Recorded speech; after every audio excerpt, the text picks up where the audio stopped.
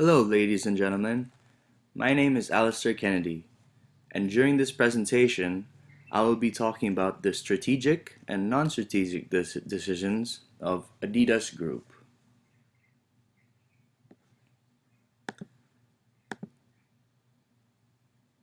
Here's what I'll be talking about during this presentation. First, I'll be giving a short overview of the company Adidas. Secondly, I'll talk about the strategic management decisions. Third, I'll talk about the Adidas Reebok merger and acquisition. Fourth, I'll talk about the human resource management. Fifth, I'll talk about their marketing strategies. And lastly, I'll talk about the analysis of attitude towards risk. Here is a brief overview of the company Adidas. It was founded in the early 1920s by a man named Adi Dassler, and as you can see, Adi Das comes from the name Adi Dassler.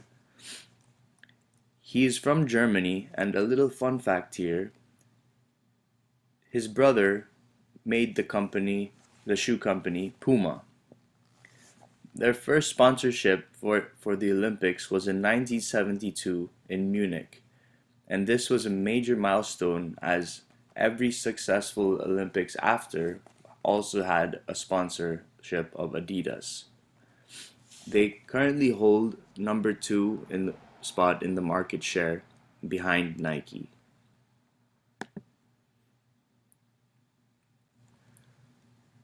Adidas consists of 4 major brands, as you can see in the chart on the right.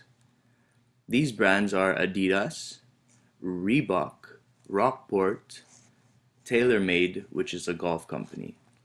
And they are also the proud sponsors of the most recent 2012 Olympics held in London, England.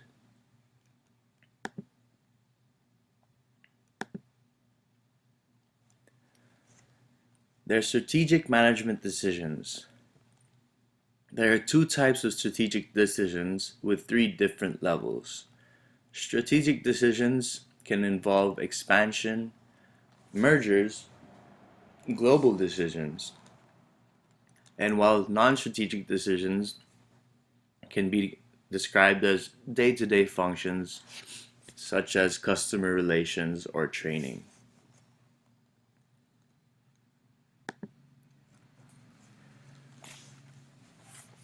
Here's a little overview of the strategic levels, which are corporate strategy, business strategy, and functional strategy levels. The first level of strategic management is the corporate level.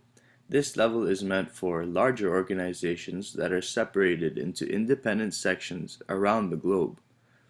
The decisions made at this level are corporate and are usually the responsible of the head offices of the organization.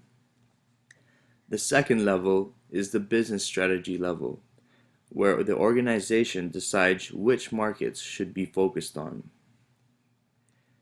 The third level, which is the functional strategy level, consists of day-to-day operations of the organization, such as marketing, finance, and human resources.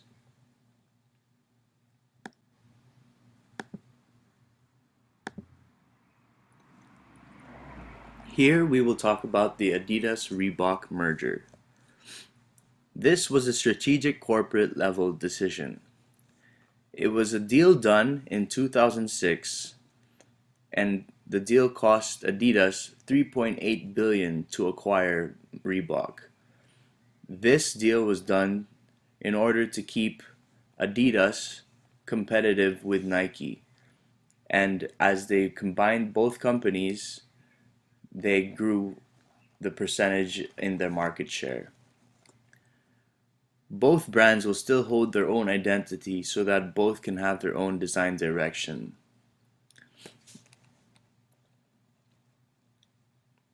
By combining Reebok, which is an American company, and Adidas, which is a European powerhouse, this will give significant advantage for Adidas Group in terms of market share.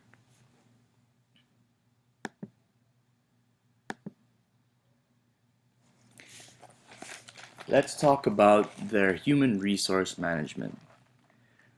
This is a strategic management since it is a global training system and they have a talent management program. The core values expected from employees are passion and performance. Let me expand upon more the talent management programs and the 5 different programs that they have. Adidas has a talent management program where they hope to gain positive outcomes through employee and customer satisfaction. The talent management consists of 5 main training programs for the employees.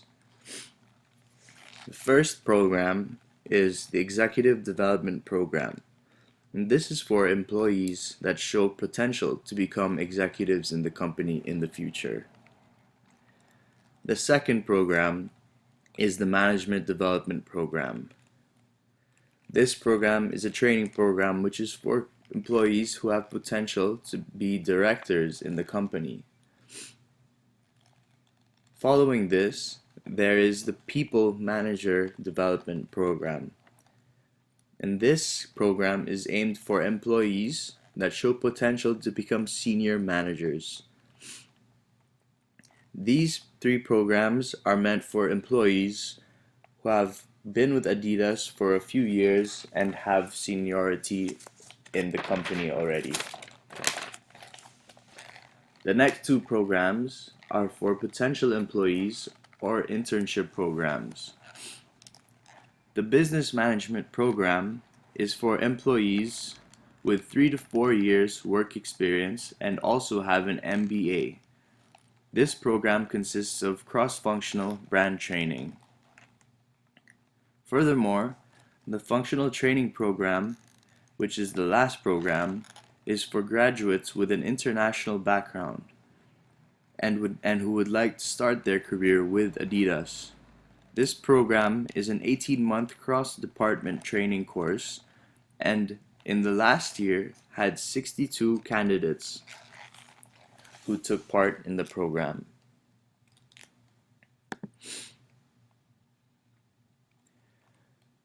Here's a little bit about their marketing. Their marketing scheme is that they have a global brand strategy. This is a non-strategic strategy and they have different regions for research and development. For example, Asia, Europe, and America. By having different research and developments for different regions, this means that they will have better knowledge on the consumers since different consumers from different regions have different needs.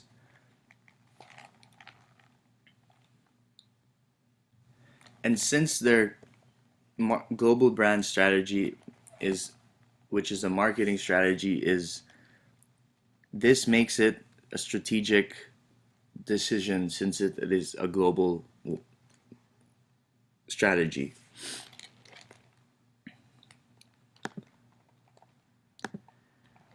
And now let's talk about their attitude towards risk.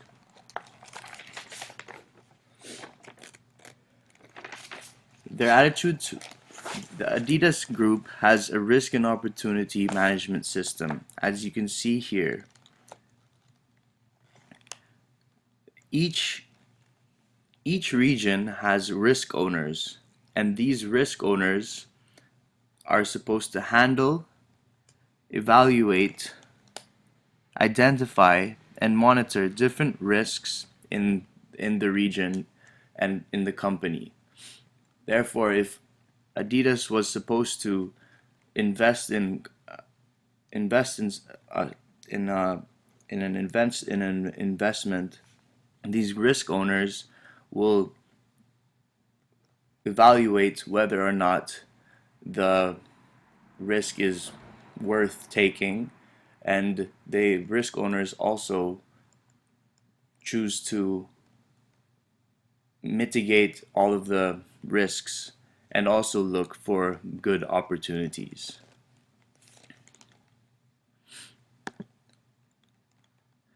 Here are the references for my report. Thank you very much.